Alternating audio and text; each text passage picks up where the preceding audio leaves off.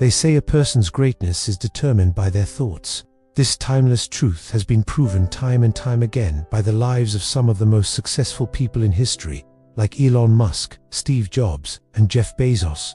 Napoleon Hill, in his famous book, Think and Grow Rich, famously said, "What you think about, you become." But if that's really true, why do so many people struggle to find success? Do they not think about their future?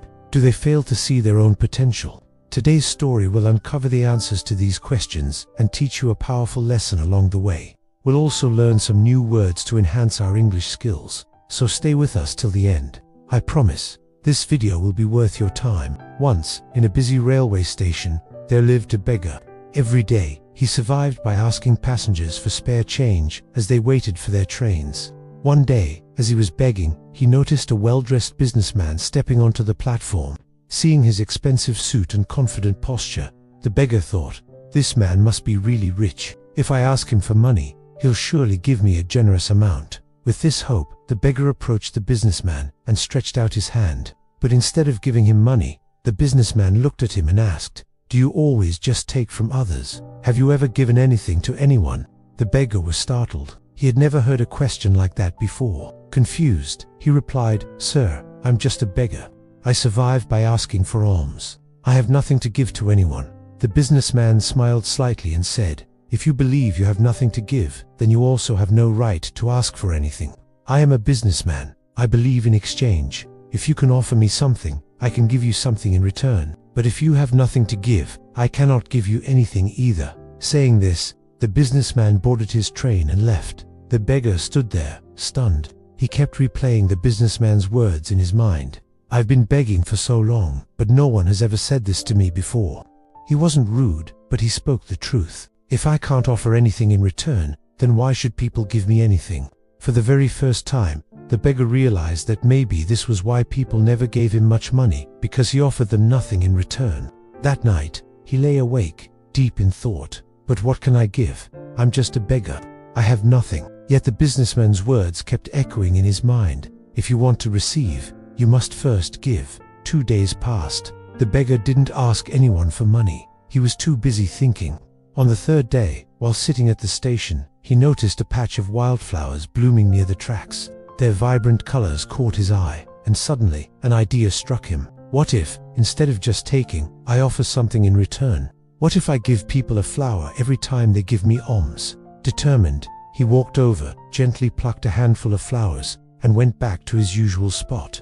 When someone handed him a coin, he smiled and offered them a flower in return. Surprisingly, people accepted the flowers with joy. Some even smiled and thanked him. As the days passed, something incredible happened. More people started giving him money, but he noticed a pattern.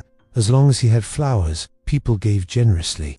When he ran out of flowers, the donations decreased. So it's true, he thought. People like to receive something in return. One day, as he was handing out flowers, he spotted the businessman again, sitting on the train. Excited, he rushed over and said, "Sir, today I have something to give you. If you give me money, I will give you flowers in return."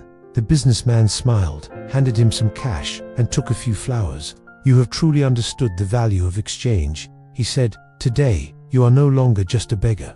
You have become a businessman." The train arrived at the next station, and the businessman stepped off. The beggar stood there watching him go, his words sparking a new thought in his mind. Am I really a businessman now? For a long time, he pondered over it. Then suddenly, he realized something. I now know the secret of success. I am not just a beggar, I am a trader. People aren't giving me money out of pity.